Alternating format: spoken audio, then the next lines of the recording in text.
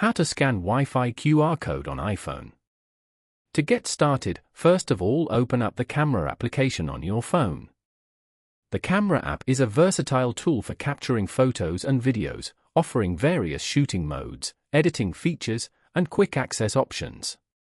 It allows users to take photos, videos, live photos, portraits, panoramas, and more, with options to adjust settings like flash, night mode, and zoom. You are now in the iPhone camera screen.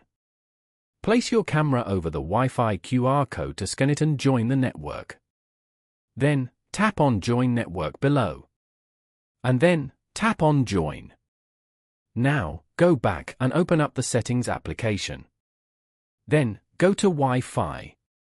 As you can see, you have successfully connected to this Wi-Fi network. Following these steps, you can easily scan Wi-Fi QR code on iPhone.